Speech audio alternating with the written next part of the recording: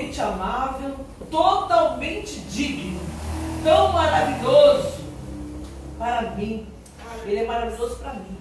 Ele é maravilhoso para cada um de nós. A cada dia Ele está cuidando de nós, cuidando das nossas necessidades, cuidando de todas as nossas ansiedades, das nossas lutas. Às vezes a gente pensa que, cadê Deus? Onde é que Ele está? Eu estou passando por uma luta tão grande, onde é que Deus está? Hoje quero falar um pouquinho sobre isso. Por que Deus não atende a minha oração? Por que Deus não atende a nossa oração quando nós clamamos? Mas como diz o cântico, Ele é tão maravilhoso para mim. Abra sua Bíblia no Salmo de número 22. Esse salmo é chamado de o Salmo da Cruz, sabia? Salmos 22, porque é o salmo que fala do sofrimento do Messias. O salmo foi escrito por Davi no momento de luta que ele passava. E também prefigurando, o salmo em si prefigurando o sofrimento do Messias na cruz.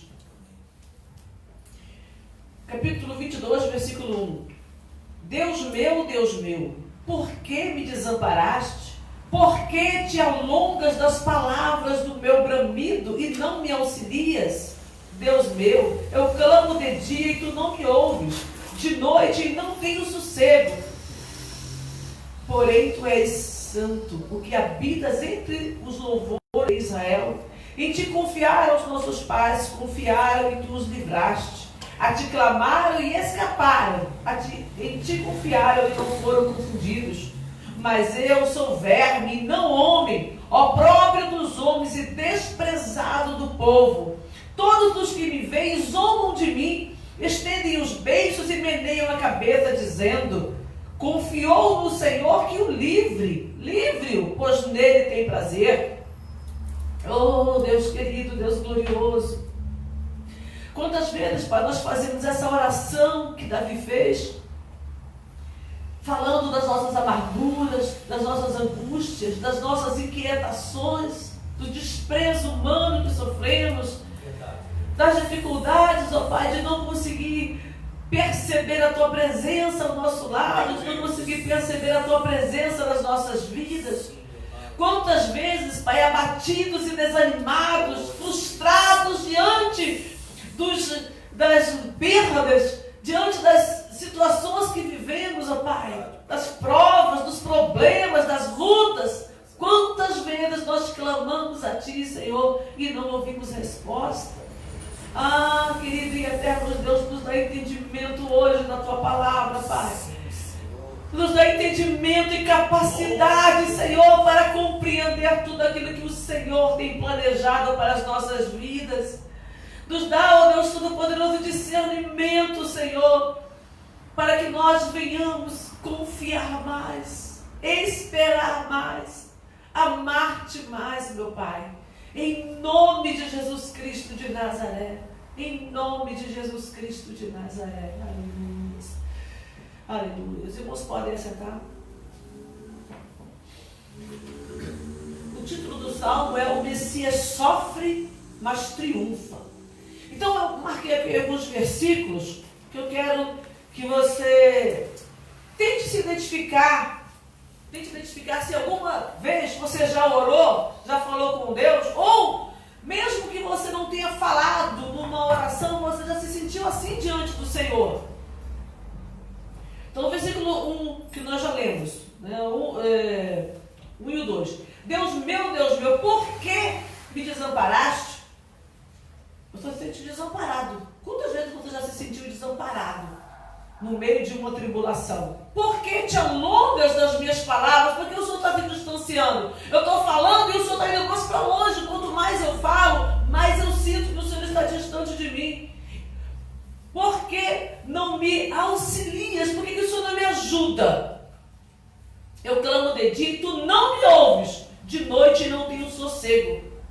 Eu estou clamando de dia, no meio do dia eu clamo, eu falo com Deus o tempo inteiro. Mas o Senhor não está me ouvindo. Essa era a sensação que ele tinha. E de noite eu não tenho sossego, porque Quando você está numa prova muito grande, numa tribulação, o sono vai embora. A tua cabeça fica fervilhando o tempo inteiro com os problemas, com as lutas, e você não sente sossego. Versículo 6. Mas eu sou verme e não homem, opróbrio dos homens e desprezado do povo. Eu sou indigno. Quando você começa a orar, e você não percebe que Deus está falando contigo ou que Ele está te ouvindo, aí vem aquele sentimento de desprezo. Eu sou desprezado, Deus não estava ligando para mim. Eu já pequei muito, eu já errei muito, eu já fiz muita coisa errada. Eu sou um verme. Eu sou desprezado pelo povo, quanto mais por Deus. Todos os que me veem zombam de mim, estendem os beiços e meneiam a cabeça, dizendo: confiou no Senhor que o livre. O povo está zombando de mim, Senhor. Eu estou tentando, clamando, buscando, mas eu estou com tanto problema que hoje as pessoas que me olham, que me conhecem, elas estão falando mal de mim, zombando da minha dor, da minha desgraça. E aí a pessoa começa a achar que está todo mundo contra ela. Quantas vezes você já olhou ao teu redor e você falou: mas o que eu estou fazendo ainda aqui? Por que eu estou lutando ainda? Está todo mundo contra mim? Eu não tenho ninguém que me apoie, ninguém que me socorre. Essa é a dor, esse é o sofrimento de muita gente. Versículo 11. Não te alongues de mim, pois a angústia está perto e não há quem ajude. Quantas vezes você procurou uma mão para você se apoiar e você não achou ninguém do teu lado? Você conversa com as pessoas, mas as pessoas muitas vezes, até no afã, até com o objetivo de te ajudar, ela começa a mandar palavra que naquele momento não alcança o teu coração. Porque você precisa muito mais do que uma palavra. Você precisa de empatia. De alguém que se solidarize contigo de verdade. Porque é muito fácil, a pessoa está falando: vai rolar, irmão, crê, irmão, confia, espera. É o que a gente ouve quando a gente está na angústia. E é o que muitas vezes nós também conseguimos falar quando nós enxergamos alguém na angústia. E aí a angústia da pessoa aumenta, porque ela não está vendo uma possibilidade de solução. Versículo 14. Como água me derramei e todos os meus ossos se desconjuntaram. O meu coração é como a cera, derreteu-se dentro de mim. Aqui ele já fala, ele está desfalecido. Eu me derramei. Com uma água, quando você acabou as tuas forças, você já não se sente mais ninguém. A minha força se secou como um caco. Eu estou à beira da morte. Não tenho mais nada. Estou seco, estou derramado, o meu coração está como uma cera, derretido. A minha língua grudou, pegou no meu paladar. Eu estou no pó da morte. O Senhor me pôs no pó da morte. Versículo 18. Repartem entre si as minhas vestes e lançam sorte sobre a minha túnica. Pronto, até a roupa, tiraram minha roupa, estou nu. Foi o que aconteceu com Jesus, tiraram as vestes dele, lançaram sorte sobre a sua túnica.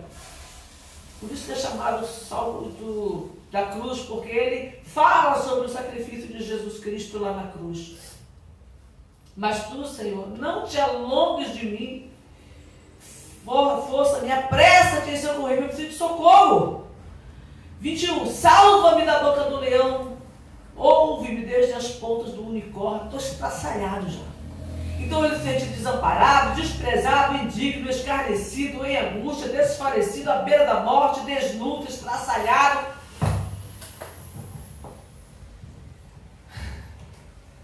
A gente até cansa.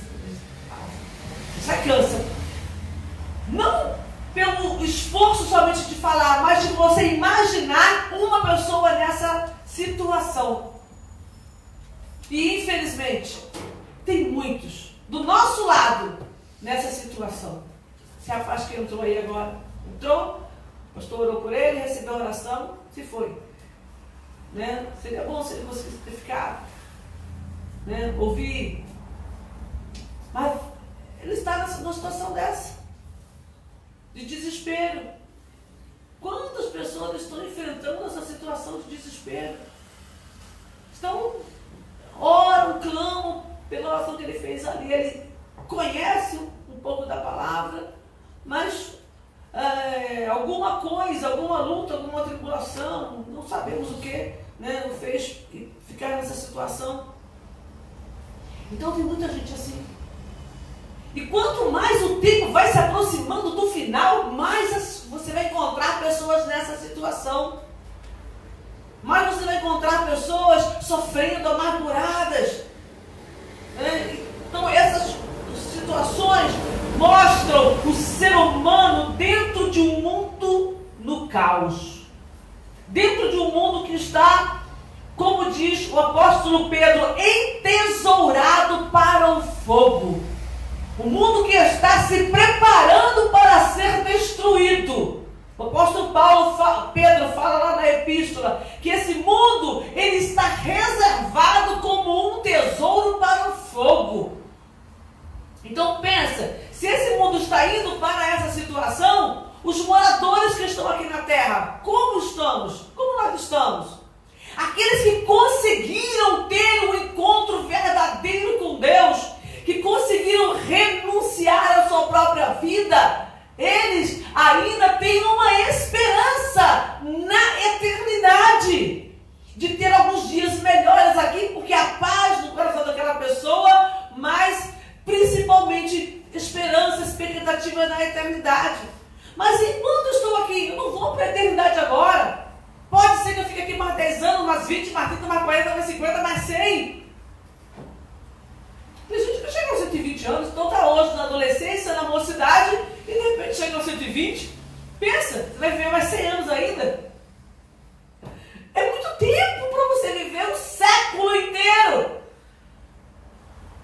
É muito tempo. Quantas situações nós vamos passar nesse período todo?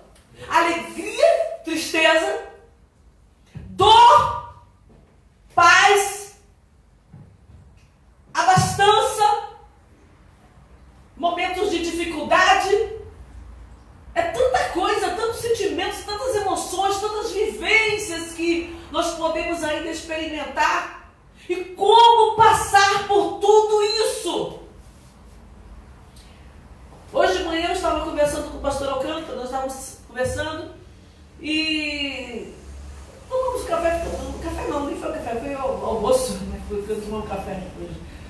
Aí nós estávamos sentados na mesa conversando sobre as lutas, as dificuldades e como é difícil você naquele momento conseguir expressar para uma outra pessoa o que você está passando, como é difícil para outra pessoa entender a dimensão da tua dor. Às vezes nós olhamos para uma pessoa e achamos que ela está numa dor tremenda. De repente vemos a pessoa por aí pulando, brincando, sorrindo. E 21. Outras vezes nós achamos que a pessoa está fazendo drama e a pessoa realmente está no desespero terrível. Às vezes você conversa com uma pessoa que está aparentemente muito bem e ela está à beira do suicídio. Não tem como a gente alcançar tudo isso. Mas eu sei de uma coisa. Nesse salmo aqui, ele retrata uma situação que acontece lá no final da vida de Cristo, né?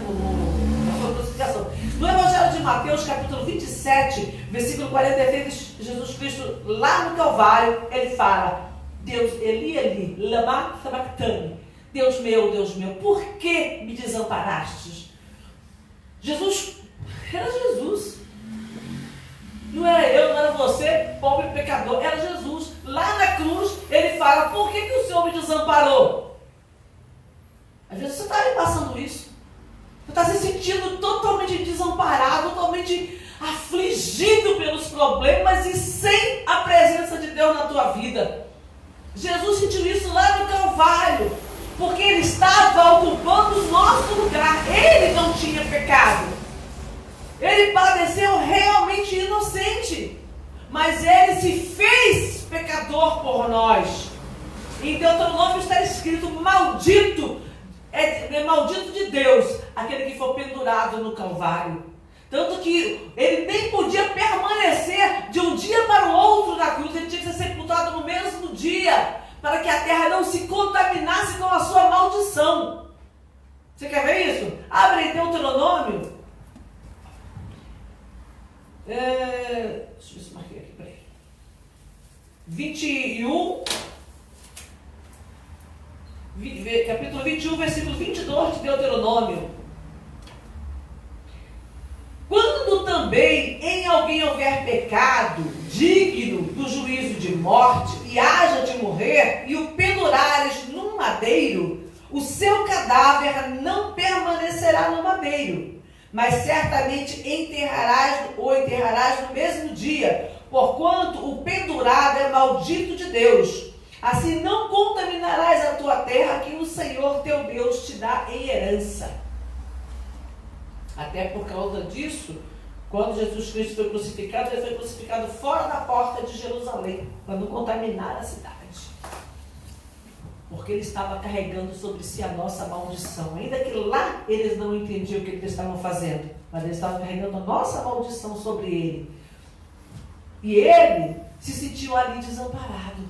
O pecado que ele estava carregando, o nosso pecado, não que ele tivesse pecado em si, mas o nosso pecado que ele carregava sobre si trouxe esse sentimento humano a Jesus, do afastamento de Deus, porque o pecado nos afasta de Deus. Então, mas ele orou, por que ele não? É isso que eu quero falar um pouquinho. Jesus orou, por que Deus naquele momento não o amparou? Ele mesmo disse que se ele orasse, Deus enviaria 12 legiões de anjos. Ele poderia enviar 12 legiões de anjos para livrar daquela situação. Por que Deus não fez isso então? Por que Deus não enviou? Por que Deus permitiu que o seu único filho morresse no Calvário por um monte de pecador que não está nem aí, que ainda manda crucificá-lo? Aí é que entra uma situação que a gente precisa entender, aprender de verdade isso. Porque Jesus veio para isso. Ele precisava passar por aquela situação por nós. Então, muitas vezes, nós estamos enfrentando situações que nós precisamos passar. Não são todas. Não estou dizendo que é tudo que você tem que passar. Mas Jesus precisava passar por aquela situação. Nós temos a situação, eu falei aqui na terça-feira, sobre um homem cego de nascença. E ele, os discípulos perguntaram: Senhor, quem foi que pecou para que ele nascesse cego? Se ele nasceu cego, ele pode ter pecado? Ainda no ventre? Os pais dele pecaram? Quem foi que pecou para que esse homem nascesse cego? Jesus fala: nem ele pecou e nem seus pais, mas foi assim para que se manifestem nele a glória de Deus. Então, alguns problemas, quando Deus opera uma maravilha, um sinal, uma cura, o nome do Senhor é glorificado. Então há problemas que você vai ter que passar, porque Deus tem um propósito naquilo. Como foi o sacrifício de Jesus na cruz, como foi também a cura daquele homem que era cego de nascença, como foi a morte do filho da viúva de Naim, a morte de Tabita, a morte de Dorcas, a morte do filho da viúva lá de Sarepta. Então há situações na nossa vida em que, através da luta, se manifesta o poder de Deus. E através desses sinais que acontecem, o que nós percebemos? A grandeza de Deus. A gente começa a entender um pouquinho mais acerca da grandeza de Deus, acerca do nome glorioso do Senhor e do que Ele pode operar. Porque eu preciso conhecer a Deus, a humanidade precisa conhecer a Deus para poder reconhecê-lo como Senhor e se preparar para morar na eternidade. Quantas vezes, quantas pessoas estão batalhando em oração, porque elas têm a expectativa de uma pátria melhor. Hoje eu estava conversando com a irmã, ajudando ela também a oração um pouquinho, porque ela passou o dia inteiro numa tremenda batalha de oração, e está lá ainda na batalha. Eu pude compartilhar um pouco com ela, mas ela está hoje numa batalha fervente de oração. Então, Há momentos que a pessoa passa por uma situação que ela fica, meu Deus, me dá força para eu passar por tudo isso. Porque é muita luta, muita tribulação. E Deus, aonde Ele está? Aonde Ele sempre esteve, no céu. Segunda carta aos Coríntios, capítulo 12, versículo... Vamos ler a partir do 6. Porque Paulo falando sobre... Ele tinha acabado de entregar uma visão celestial. Ele recebeu de Deus. Ele viu coisas maravilhosas. E aí ele falando acerca dessas coisas, ele diz aqui no versículo 6. Porque se quiser gloriar, não serei nécio. Eu não sou louco se eu quiser me gloriar. Porque eu estou dizendo a verdade. Mas eu deixo isso, eu não vou falar. Para que ninguém cuide de mim mais do que em me vê ou de mim ouve. E para que não me exaltasse pela excelência das revelações, foi-me dado um espinho na carne, a saber, um mensageiro de Satanás para me esbofetear, a fim de não me exaltar. Acerca do qual 3 vezes orei ao Senhor para que se desviasse de mim, e disse-me, a minha graça te basta, porque o meu poder se aperfeiçoa na fraqueza. Deixa eu ver aqui. Paulo estava, era um homem que se tornou, ele já era um homem muito conhecido. Após a sua conversão, ele passou a ser ainda mais conhecido, porque aonde ele ia, ele confrontava os sábios, ele confrontava os saduceus, ele confrontava os fariseus, ele confrontava os da seita de Herodes, ele confrontava o pecado, ele confrontava a idolatria, ele confrontava as heresias, porque além de todo o conhecimento que ele tinha como um homem fariseu, ele ainda tinha tido uma experiência maravilhosa com Jesus. E ele tinha uma vida com Deus muito grande, que ele fala, eu tive visões, eu fui levado ao 3º céu. Eu vi coisas que eu não tenho como contar para vocês. Mas eu não tenho por que me gloriar acerca dessas revelações. E para que eu não me exalte, para que eu não ache que eu sou superior aos demais homens, porque eu recebi revelação de Deus, e é uma coisa que a gente tem que tomar cuidado. Deus começa a falar, Deus começa a usar, e a pessoa começa a receber elogio de um, elogio de outro. É uma mulher de Deus, é um homem de Deus, e a pessoa começa a se achar, eu sou um homem de Deus, eu sou uma mulher de Deus, e a pessoa cai. E a pessoa vai para a sarjeta. Quantos que estão aí na rua que já foram usados poderosamente por Deus? Quantas pessoas que eu já atendi que falam, pastora, mas Deus já me usou muito. Deus falou que tem um plano na minha vida e agora eu estou nessa situação. Se exaltou pela excelência do poder de Deus, achou que já estava bem, que não precisava vigiar e caiu. Ou veio um vento e a pessoa não estava atenta, porque não estava mais olhando para Jesus, estava olhando para si mesmo.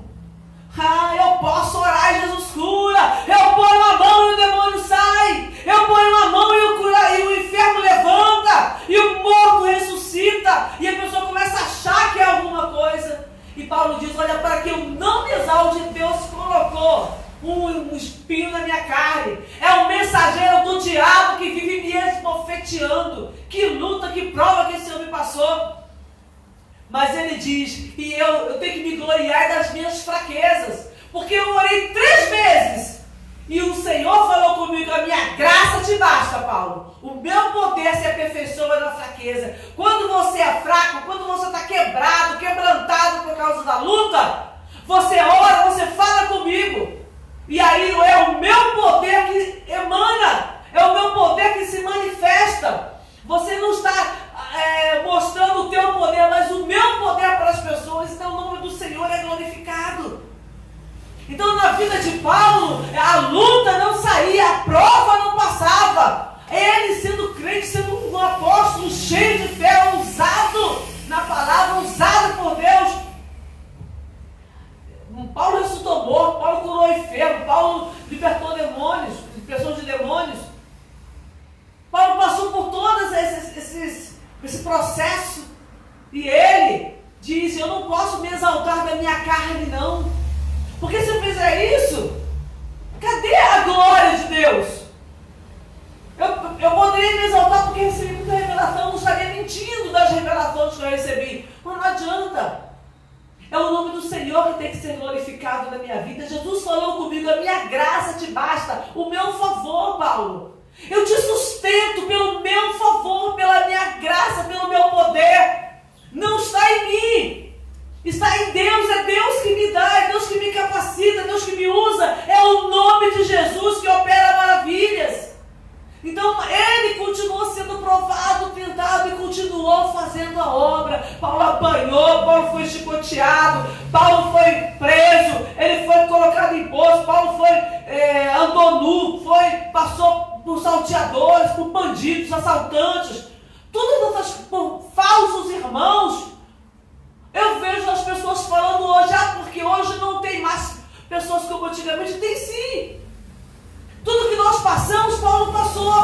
Falsos irmãos dentro da igreja. Mas ele era um homem íntegro. Ele permaneceu ali na posição diante do Senhor, foi usado. Mas muitas vezes, nós poderíamos ser tão usados, só não somos ousados como ele foi. Às vezes ficamos no nosso lamento, olhando para as nossas fraquezas. Deus não me usa porque eu sou assim, porque eu sou assado. Quantas vezes a gente passa por isso? Eu sei, eu posso falar de mim. Mas Deus quer nos usar, Ele quer continuar fazendo a obra, Ele quer que nós sejamos mais ousados.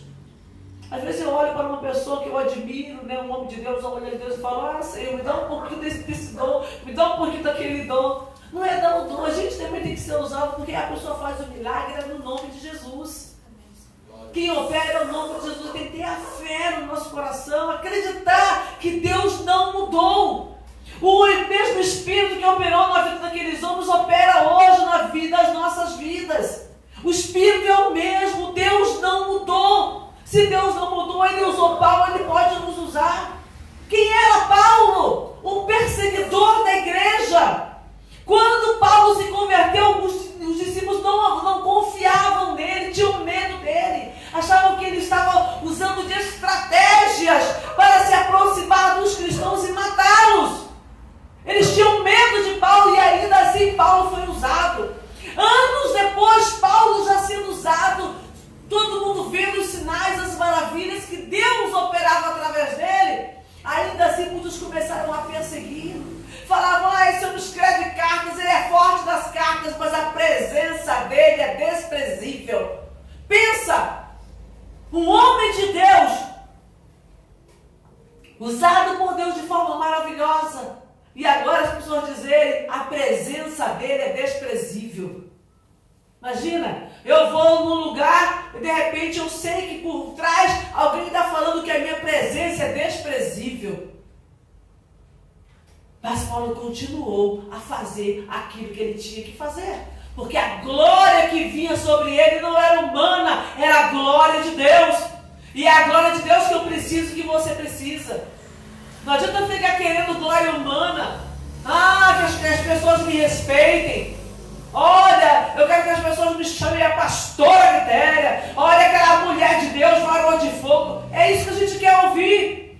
E não palavras nos insultando, falando contra a nossa honra, falando contra o nosso ministério. Mas isso não importa. O que importa é o que Deus quer fazer através de nós. E entender isso é difícil. Porque qualquer um de nós, quando ouve falar mal acerca da nossa vida, do nosso ministério, da nossa família, da nossa igreja, nós nos sentimos menosprezados e isso impede o agir de Deus na nossa vida. É como eu me sinto que impede que o Espírito Santo venha agir através da minha vida. Então vencer essas batalhas é uma coisa necessária. Um versículo que eu falo sempre, Evangelho de João, capítulo 16, versículo 33. Tenho-vos dito isto para que em mim tenhas paz. No mundo tereis aflições, mas tende bom ânimo, eu venci o mundo. Uma outra situação são as tribulações que já estão no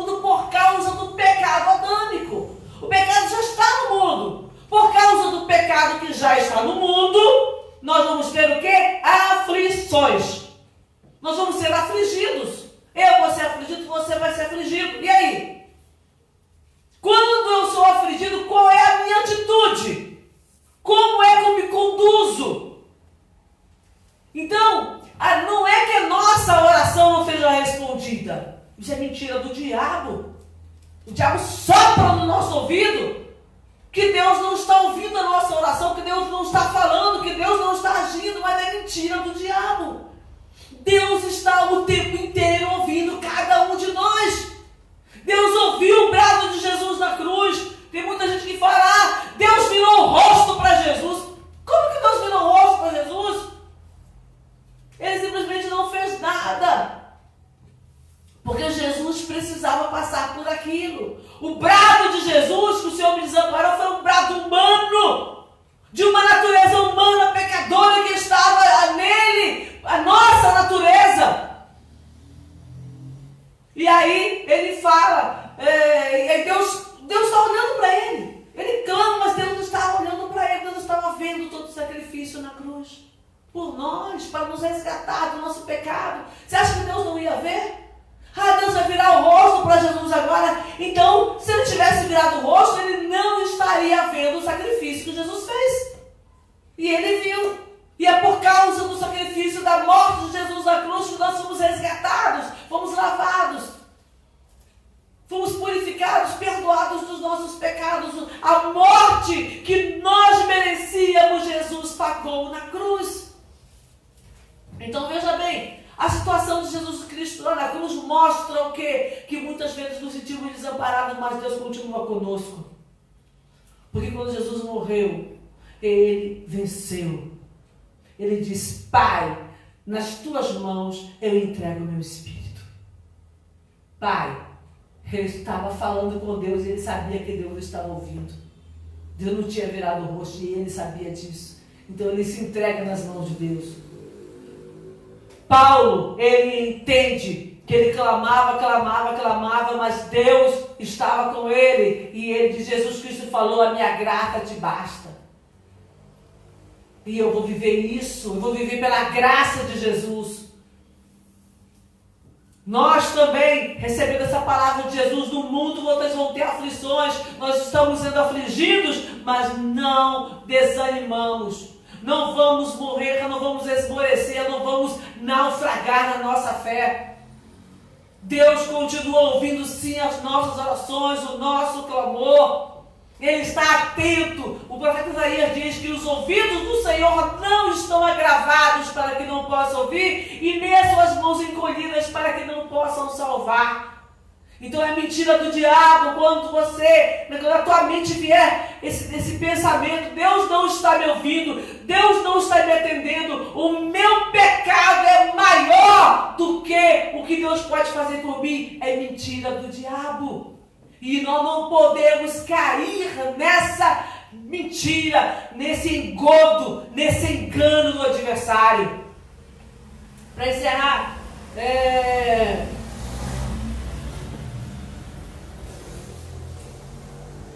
Jó, livro de Jó, capítulo 42, versículo 10, uma passagem bem conhecida, nós vamos ler.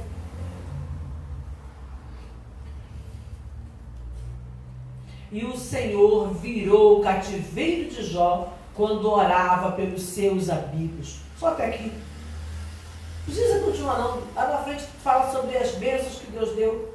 Mas eu quero só isso. Deus mudou o cativeiro de Jó quando ele orava pelos seus amigos. Aqueles amigos que se tinham tornado enfadonhos, cobrando de Jó, acusando Jó. Quando Jó começa a orar pelos seus amigos, agora ele deixa de olhar para a sua miséria e ele começa a olhar para a miséria espiritual dos seus amigos. Jó estava numa miséria física, ele estava enfermo, sem os filhos, a mulher de Jó desprezava, a doença, as chagas estavam comendo a sua carne, não tinha mais dinheiro nenhum. Ele deixa de olhar para a sua miséria e começa a olhar para a miséria dos amigos que tinham saúde, que tinham família, que tinham dinheiro, mas espiritualmente estavam devendo ao Senhor. A palavra diz que o Senhor falou, vocês não falaram de mim o que era justo como o meu servo Jó. Então ele, naquela situação, ele ele passa a orar pelos amigos. Aí Deus muda o cativeiro de Jó. Eu creio que os amigos dele foram abençoados, porque Deus mandou que Jó orasse e Jó orou. Mas a palavra diz que foi o cativeiro de Jó que foi mudado. Então, quando nós pararmos de olhar para as nossas misérias e enxergar que do nosso lado tem alguém numa miséria maior do que a nossa, porque a miséria dele é espiritual, então o Senhor começa a trabalhar, começa a operar na nossa vida.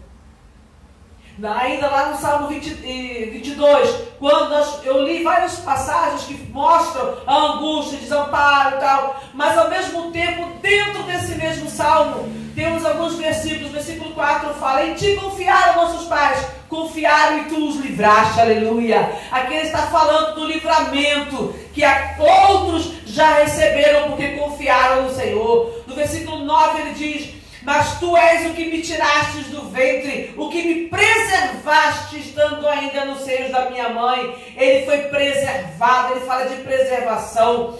No versículo 23, vós que temeis ao Senhor, louvai-o. Todos vós, descendência de Jacó, glorificai-o e temei-os vós, descendência de Israel. Olha aqui, no meio da luta, da adversidade, ele falando de temor de Deus, de glorificar ao nome do Senhor.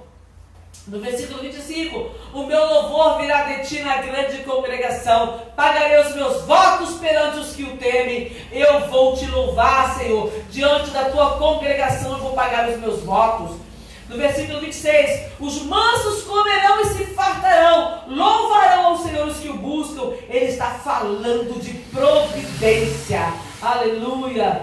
No versículo 27, todos os limites da terra se lembrarão, se converterão ao Senhor, e todas as gerações das nações adorarão perante a sua face. Ele está profetizando que as gerações vindouras haveriam de adorar ao Senhor. E aí ele vem também falando da grandeza de Deus. 28, porque o reino é do Senhor e ele domina entre as nações. Aleluias. Oh Deus Todo-Poderoso, glorificado seja o teu nome, Senhor. Tu és digno, Senhor, da nossa adoração, da nossa entrega, da nossa reverência. O Senhor é digno de todo poder, de toda glória. Ah, querido e eterno Pai, que a nossa vida seja para glorificar o teu nome, que nós possamos vencer, Senhor, as dificuldades, que nós possamos vencer as adversidades, que nós possamos vencer os levantes e tudo aquilo que procura roubar a nossa fé, o nosso ânimo, tudo aquilo que procura nos desanimar, Senhor, que nós possamos pisotear, que nós possamos colocar debaixo dos nossos pés e crer na tua palavra, crer no teu poder, crer na tua misericórdia, Pai. Oh, querido e eterno Pai, na carta aos Hebreus, o apóstolo fala daqueles homens que venceram, dos quais o mundo não era digno. Oh, eterno Pai, muitos deles morreram sem ver a glória, mas eles creram, eles confiaram. O mundo não era digno dele, mas o céu é, e foi para lá que eles foram, Senhor. Como para lá irão aqueles que confiarem, aqueles que acreditarem, aqueles que se posicionarem diante do teu santuário, rendendo ao Senhor graça, rendendo ao Senhor louvor, rendendo ao Senhor a adoração que te é devida, Pai. Querido e glorioso Deus, recebe nessa noite, Pai, a nossa adoração, porque nós confiamos em Ti, os nossos olhos estão postos em Ti, Senhor, e é no Senhor que nós vamos continuar a nossa jornada, Pai. É em Ti, ó Pai, que eu vou colocar os meus olhos, é em Ti que eu vou confiar, Senhor, para que eu possa continuar a minha jornada aqui, sem olhar para trás, sem ter medo do que vai acontecer, sem desesperar diante da adversidade, da doença, diante das lutas, das provas financeiras, ou diante da afronta do adversário, Senhor. É a tua esperança, Pai. É na esperança que a tua palavra contém que nós vamos continuar caminhando, Senhor, olhando para Jesus, autor e consumador da nossa fé, esperando, Pai, não nesse mundo, Senhor, mas esperando, Pai eterno, que um dia o Senhor nos receba nos tabernáculos eternos, Pai, porque lá está a nossa verdadeira esperança. É lá que nós aguardamos, é lá que nós queremos chegar, Senhor. Oh, Deus querido e glorioso, obrigada, Pai, obrigada pela tua bondade. Obrigada, Senhor, pela tua misericórdia, porque apesar das mentiras do adversário, o Senhor está cuidando de nós. O Senhor está atento, Pai, ao nosso clamor, às nossas petições. O Senhor está atento ao nosso sofrimento, Pai. Se não for o Senhor que esteve ao nosso lado, Pai, quando os malvados nos quiseram atingir, muito teríamos desfalecido, Senhor. Mas o Senhor tem preservado, Pai, na hora da luta, da angústia, da adversidade. Por teu nome, glorifica o teu nome, Pai. Em nome de Jesus Cristo de Nazaré. Em nome de Jesus Cristo de Nazaré. Aleluias. Nós temos um pedido aqui, André Cadina está pedindo oração. Vamos orar, vamos clamar ao Senhor pela vida do André Cadina. Oh, aleluia, querido e eterno Pai, em nome de Jesus Cristo de Nazaré, estou orando neste momento, Pai, colocando diante do Senhor a vida de André Cadina. Toma nas tuas mãos essa vida, Pai. Seja precioso, ó Pai, aos teus olhos a vida deste homem. Seja preciosa, ó Pai, diante dos teus olhos essa vida, Pai. Clama, Senhor. Ó Pai, ele está clamando, Pai, eu clamo junto com ele, Pai. Clamamos a Ti, ó Deus, por uma bênção, Senhor. Pela Tua misericórdia, Senhor. Pelo Teu favor, meu Pai. Clamamos a Ti neste momento, em nome de Jesus Cristo, que Ele seja visitado pelo Teu poder, visitado pela Tua misericórdia, Pai, sustentado pela Tua graça, assim como o apóstolo Paulo. Jesus Cristo falou para ele: a minha graça te basta, porque o meu poder se aperfeiçoa na fraqueza. Que o Teu poder se aperfeiçoe na vida de André Cadina, Senhor. E que ele venha experimentar do Teu poder, que ele venha experimentar a Tua misericórdia na sua vida, Pai. E que ele possa testificar para todos que Jesus Cristo é o Senhor da sua vida e tem cuidado dele, Pai. Eu oro e entrego nas Tuas mãos em nome de Jesus de Nazaré. Como também, Pai, a cada uma dessas pessoas que está ouvindo, Pai, este vídeo, Senhor. Meu Pai, que o Teu poder e a Tua graça se aperfeiçoe nessas vidas. Que o nome de Jesus Cristo de Nazaré conceda a vitória. Que o nome de Jesus Cristo de Nazaré prevaleça nessas vidas para fortalecer, para firmar, para abençoar, segundo a multidão das Tuas misericórdias e em nome de Jesus Cristo. Aleluia. Graças a Deus.